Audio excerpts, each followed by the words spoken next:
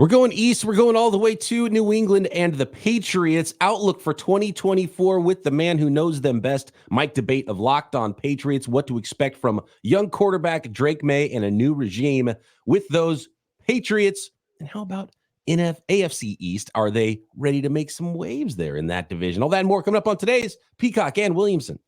NFL analyst Brian Peacock and former NFL scout Matt Williamson bring you expert NFL analysis every day in less than 30 minutes. Get an inside look at the NFL on the field and in the front office with elite breakdowns to next-level analysis and in-depth information only for the real NFL fans. This is Peacock and Williamson, and it starts now.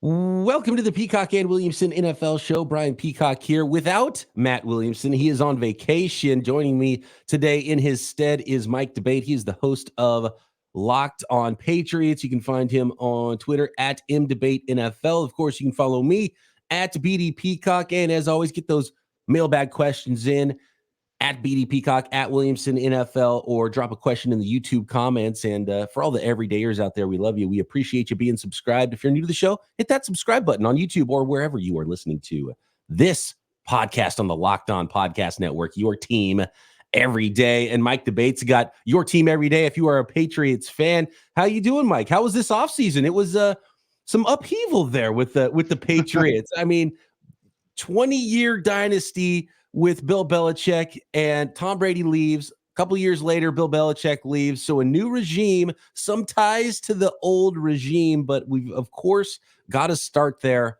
at the top with the coaching staff.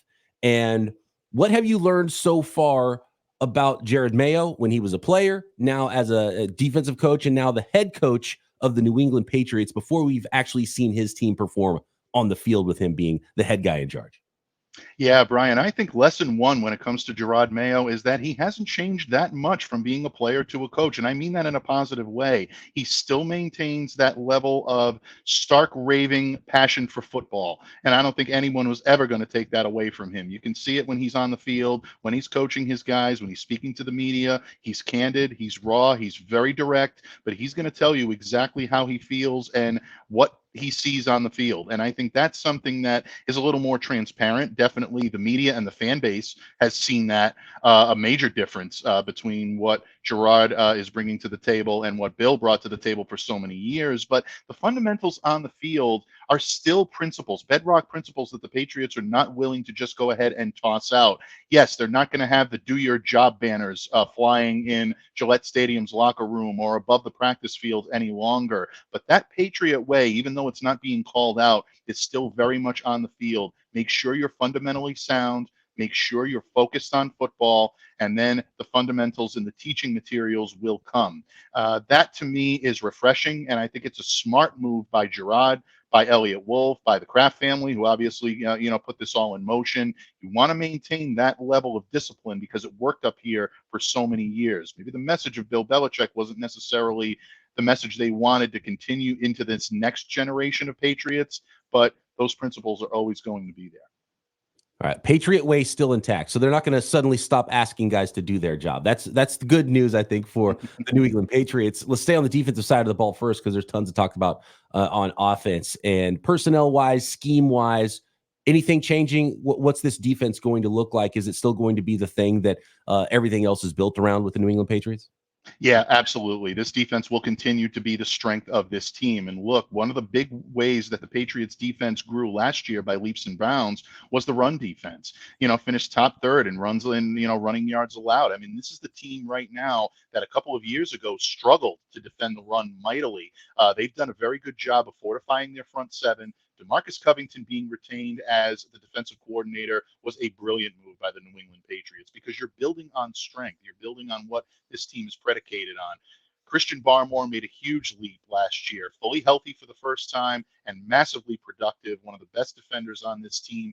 Got himself a nice contract extension in the offseason, but he earned every bit of it. You're taking now guys that were injured last year, Matthew Judon and in Christian Gonzalez, and you're inserting them back into very key roles, being that outside perimeter corner in the case of Gonzalez, that lockdown corner, and then the linchpin of your pass rush in Matthew Judon. You add that to guys like Joshua Uche, Dietrich Wise Jr., Keon White, and all of a sudden you're looking at a defense that really is going to be asked to carry a big load this year. The good news for the Patriots, they have the horses to be able to do it.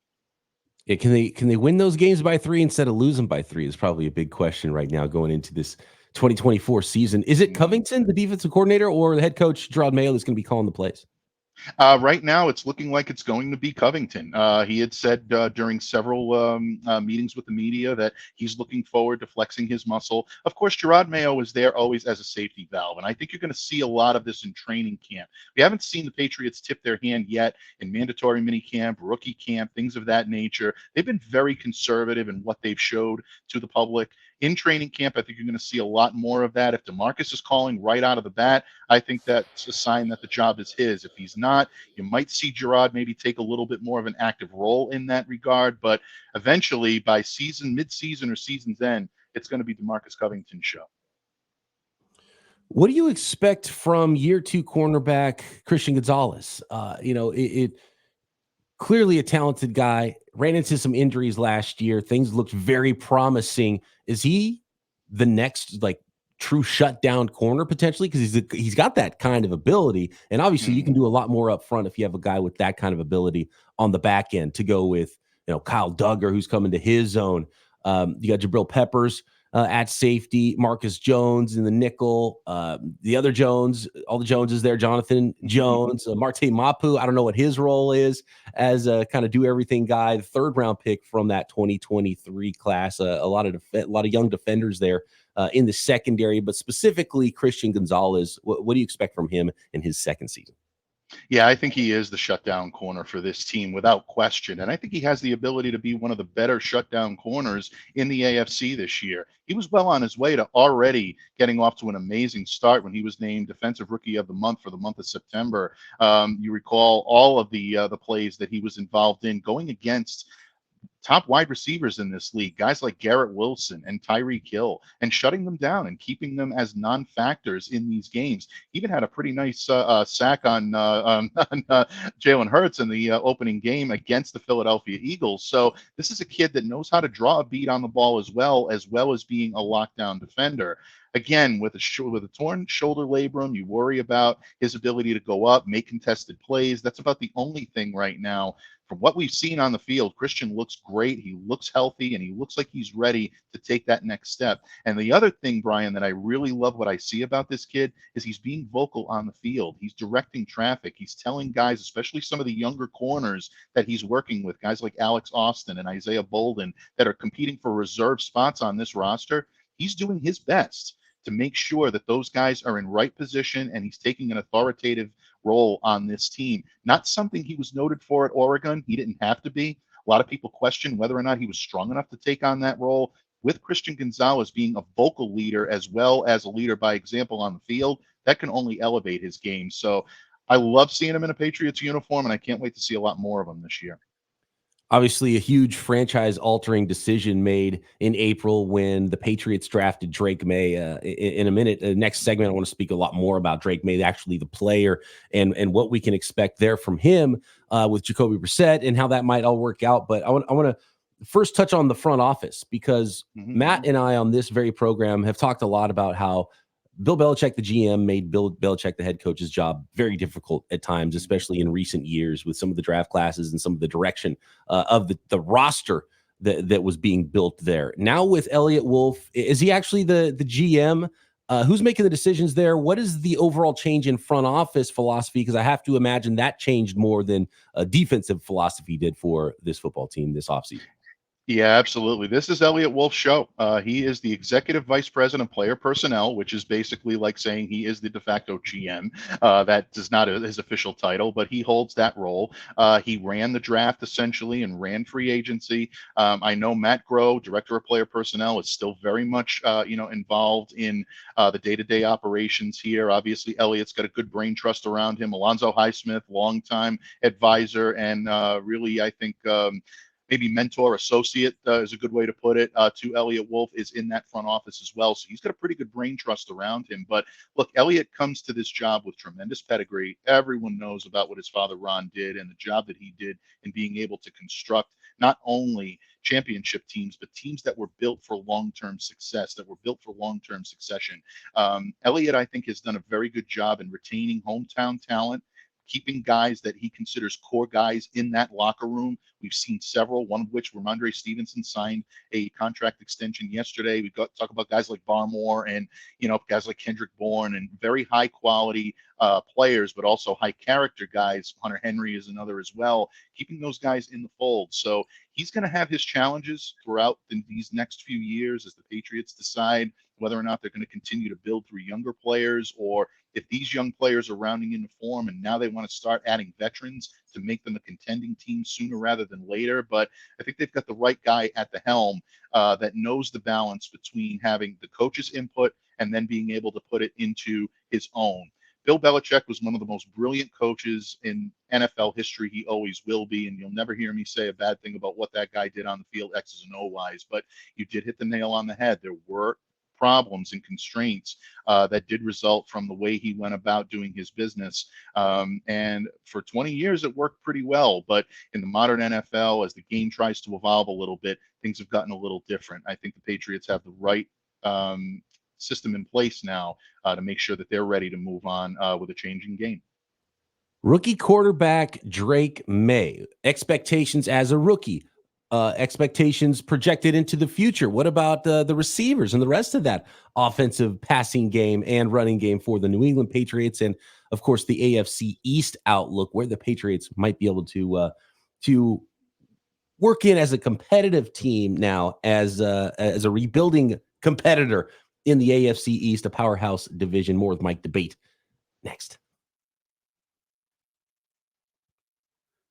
This episode of Peacock and Williamson is brought to you by FanDuel. Summertime means baseball. And, of course, you can bet on all the baseball you can imagine every single day all summer long at FanDuel. How about MLB draft? How about NBA draft now that the NBA finals are over? Of course, you can find all of it and those tasty NFL futures as well for the 2024 season. And right now, new customers get $200 in bonus bets with any winning $5 bet. That's $200 extra to play with. Bet on everything from who's going to win the next Super Bowl, who's going to hit one out of the park that day. All you got to do is visit FanDuel.com/lockedon at FanDuel, America's #1 sports book. Again, FanDuel.com/lockedon.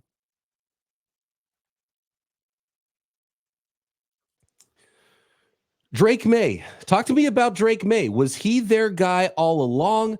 And could he possibly beat out the veteran Jacoby Brissett back again with the Patriots as a week 1 starting quarterback there in New England? Good questions. Those are the questions on the minds of all Patriots fans right now, at least the most burning questions, Brian. And to answer your question first, yes, from everything that I've heard from the Patriots front office, guys that I'm close to within that organization, Drake was the guy they wanted. They looked in on him as the ideal fit to navigate and coordinate an Alex Van Pelt offense, the type of quarterback that loves to be able to mix his talents with a strong running game up front to facilitate play action, take the deep shots down the field, but also be able to navigate the intermediate areas of the field. Now, the latter part is not necessarily Drake's strong suit. He didn't necessarily do all that much of that while he was with North Carolina. He was a deep ball guy. There's no question about it. He was a big play guy. But when you're at the pro level, you know very quickly that you're not going to be able to test the ball deep each and every throw. That's the growing pain right now that he's going to have to work through. He's already started in rookie mini camp, in OTAs, in mini camp, mandatory mini camp. He's going to definitely do a lot of that in training camp. But they love the skill set. This kid's got great velocity, great touch on the ball, and he can basically make the throws to anywhere he needs to make it. So in terms of whether or not this was the guy, I know they were very intrigued and very impressed by Jaden Daniels. And if Jaden had fallen to them at number 3 and the Washington Commanders decided Drake was their guy, there were a lot of people in that building. Most of them were very enthusiastic about taking Jaden Daniels as well, because he is another type of that generational talent that the Patriots wanted to cultivate. But bottom line, I think they got the guy they wanted, and I think they're happy with their choice. I saw that trading out of number 3 was hogwash because they were going to get their quarterback no matter what, is what you're telling me. Yeah, exactly. I think that's pretty much it. It's nice scenery, the how and how they're going to do it and whether or not they're going to trade. It made for good talk show fodder, but I think ultimately Elliott Wolf and Jerod Mayo and the Patriots Brain Trust knew that this was a class that they could get at least their quarterback for the future, whether or not it was Daniels or May. And again, I think the chips fell the way they wanted them to on that table. And again, I think they're very happy with the way it happened. It's rare that you have an opportunity to get a prospect that good. I mean, Drake Maye was a guy that people thought during the college football season that maybe he was actually going to go one over Caleb Williams and had that kind of ability. And obviously he's on top of having a cannon arm and, all the height, weight you're looking for. He has athleticism on top of it. So to be able to get that type of player at number 3, and organizationally, some teams might be wrong about this, but most of them expect, hey, we're not going to be drafting number 3 very often. We better get our quarterback now while we still can. And then when it comes to trading, NFL GMs are hilarious because they always want every team to call them. Like they want the offers, but just so they can say no too. They're like, the Patriots are probably like, oh, sure. Yeah, we might trade because they want everyone to call them just in case they hear something they like, but they know they're going to shoot all the offers down. But all these GMs just want the calls. They want to have that level of control. And I've found it fascinating, and I actually love all the insight now to draft rooms. And all there's a show that I haven't seen yet. I've seen a lot of clips from it that's actually about all of the not all of them, but a lot of different teams' war rooms, and you get those phone calls where guys are trying to trade up for their guy. And it's really funny how every team, almost every time I've seen one of these post-draft videos, the team that's trying to trade up for their specific guy, the other teams don't care about that guy. Every team cares about their own guy. And so this one team's trying to trade up. They can't trade up for like a round and a half. And then finally they get up like 3 spots and get their guy who probably would have fallen to them all along, but they loved their guy. But it's funny because nobody else loves their guy and everyone else is in love with their own guy and trying to go their direction. And so it's really funny how that works and how the whole draft process works, which is why it's so fascinating to me. But that said, I think a lot of people would have liked to be in that spot the Patriots were at 3 to draft a guy as talented as Drake Maye. And look, sometimes these quarterback prospects are coin flips. So we'll see if that lands heads or tails for the New England Patriots. But Drake Maye, talent-wise, you probably couldn't ask for more with the 3rd pick in the NFL draft this year. So it's fascinating there. And, Jacoby Brissett's not just a speed bump. Either, because like he's a good quarterback, he's a veteran quarterback, and a young quarterback's head's got to be spinning. And I think rookie quarterbacks might have to play. They need that development on the field, that last bit of development. But week 1 of their rookie years isn't necessarily when that needs to happen. At some point, you gotta want to see Drake Maye on the field, right? But week 1, I'm gonna bet it's Jacoby Brissett out there. Yeah, and I would say that's a safe bet right now. And it seems to be the direction that the Patriots are heading into. Look, a lot can change in training camp. A few years ago, when Mac Jones and Cam Newton were here and they were battling it out, I was very adamant that I believed Cam would start the season as the quarterback, and then maybe a third of the way through, we might see Mac take some snaps, and then by midseason, it was Mac Jones's show. He won the job right out of the gate. Now, I'm not going to say that's going to happen again because I think Jacoby is such a great fit for what Alex Van Pelt likes to do, and the experience he has in his system is going to give him the leg up on the competition. And bottom line, when you look at what Drake Maye is doing out on the field, there are still areas that need to be developed. There are still circumstances and things within his game that are not completely where they need to be. This is a kid last year that Pro Football Focus credited with a 19.6% pressure to sack rate. That's a little on the high side for competent quarterbacks in this league. So you want to get his fundamentals down. He's also changing his mechanics a little bit. For years, we saw him run the shotgun at North Carolina with his right foot first out of the shotgun. He's leading with his left now. Alex Van Pelt is coaching him to do that for protection and for continuity in his movement and make sure that he's running his offense the way he needs to. So all of these factors have to be worked out before Drake's ready to take the field. The other big wild card in this is the Patriots offensive line. They don't have a dedicated left tackle right now. They're working guys out and seeing what could possibly happen. Veteran Chuck Okorafor is a guy they brought in from Pittsburgh Steelers. He was a right tackle, benched at one point last year. Can he make the transition? Is the left tackle going to be easier for him to play? I think arguably it's a tougher position to play, especially when you're the blindside protector of a right-handed quarterback. Or do you go with the rookie, Caden Wallace, who played right tackle all of his career at Penn State, and now you're asking him to move over to the left? That's a big factor. If you don't have the protection in front of a rookie quarterback, you could be setting him up for some big problems. So the Patriots have some things to iron out. All those pieces point to Jacoby Brissett, a very competent quarterback and someone that can run the system and knows how to play in New England and is not looking to usurp his own power or win the job, so to speak, for a long-term gig. I think he realizes what he's here for. Jacoby is the perfect ambassador to hand the keys over to the kingdom to Drake Maye when he's ready. But I agree with you. I don't think it's going to be week one. It might be a little while before we see him on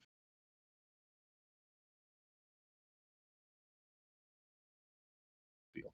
All right, I got a couple more for you real quick here, Mike, and then I'll let you go. Appreciate the time.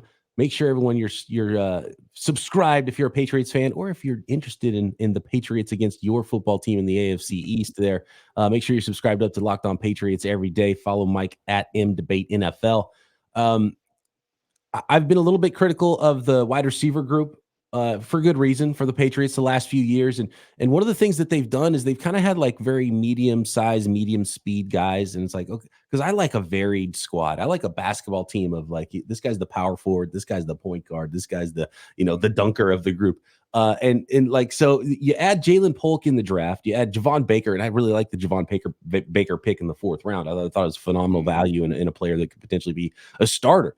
Jalen Reagor, didn't even know he was still in the league. He's on that Patriots roster. I know Kendrick Bourne well from covering the 49ers, KJ Osborne, Demario Douglas. So talk to me about this wide receiver group. Is it going to be potentially the rookies long-term? Could we see in week 15, it's Drake Maye running out there as a starter with Javon Baker and Jalen Polk as the starting receivers too? Yeah, week 15, I think that's a distinct possibility. I really think that has some legs to it. And look, the rookies are coming in and they're showing promise right off the bat. Jalen Polk especially. And look, I liked this pick when the Patriots made it. I was more of a fan of the Baker pick simply because of where they got him and the type of upside and talent that he has. But a lot of people were a little shaky on Polk, saying that the Patriots reached for him. I understand the argument, and I'm not going to sit there and tell people that they're wrong. But when you look at Alex Van Pelt's offense, very similar to what Washington ran and the type of system that he succeeded in there, he's featured on a lot of option routes based on safety leverage. That's where I think they're going to try to use Jalen. And I think that's something that Drake Maye realizes as well. Even Jacoby Brissett, they've been finding him when he's one-on-one with safeties. And look, Jalen is very good at being able to go up, make contested catches. He's tough at that regard, but he's got a lot more break and much surer hands than, dare I even say the name, N'Keal Harry. That sent shivers up the spine of Patriots fans when you make that comparison. But this kid is a lot more. I would put him more in the box of Jacoby Myers rather than N'Keal Harry. Javon Baker, again, someone that has the ability to project as the X, someone that can win his battles deep downfield, and he's got that swagger. So him coming in to a young receiving core that has a guy like Demario Douglas, who does his best operations out of the slot. He could move over to the perimeter if the Patriots needed him to do that. KJ Osborne is a savvy veteran that's going to give you a lot. I think you're going to see a changing of the guard with a lot of younger receivers for the Pats this year. Kendrick's going to be a big part of it when he's back and healthy, still coming off of a tough injury, but he's the heart and soul of that group. You might see some of the more mainstays on this team, guys like Juju Smith-Schuster, Tyquan Thornton, struggle to make the roster this year because the Patriots have young up-and-coming receivers that they're excited about. Going to be a couple of years before they round into form, but you're already seeing seedlings of it now.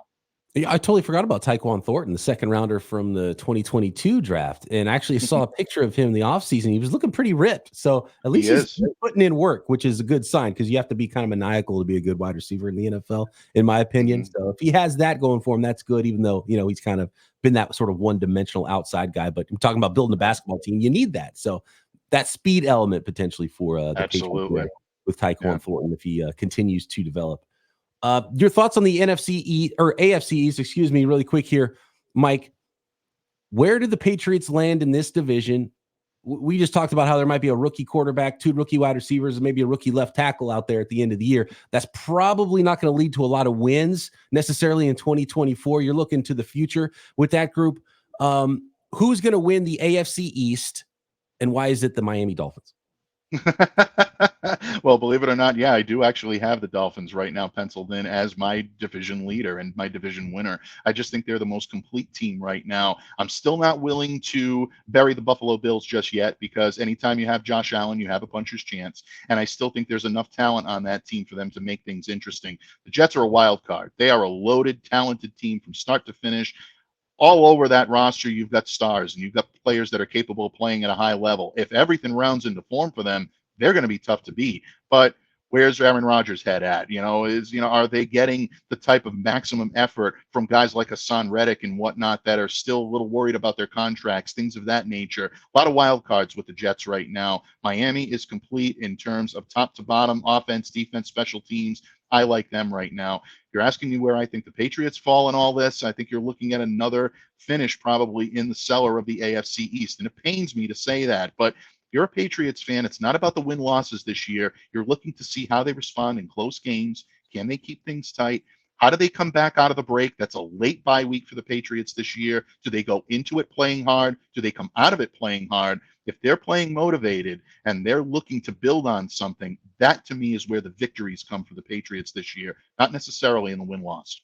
That's a good point about the Jets too. I just saw a picture moments before we went on social media of Hassan Reddick, who's in Japan vacationing, and Aaron Rodgers is on a ayahuasca retreat, and so a lot of talent there. The Jets seem to get it wrong somehow. We'll see where Aaron Rodgers' head is, where his Achilles is going into the season, because if they've got that Hall of Fame level quarterback, the quarterback play is the only thing that's been missing for the Jets. So powerhouse division there. It's going to be tough for the Patriots. But look, Rome wasn't built in a day. The last Patriots dynasty wasn't built in a day. So if the Patriots lose some games in 2024 en route to another 20 years after that of success, I think Patriots fans would be okay with that. The growing pains in 2024.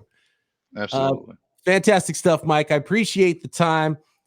Follow Mike at MDebate NFL on Twitter. Make sure you subscribe to Locked On Patriots, Locked On 49ers if you want to hear more of me daily. And of course, smash that subscribe button to Locked On and anybody in the Locked On Podcast Network, specifically the Peacock and Williamson Show, this show right here on YouTube or wherever you listen to your podcasts. And Matt and I will be back. I'll be back again solo on Tuesday. Matt will be back with me Wednesday for that mailbag. Talk to you then right here, Peacock and Williamson.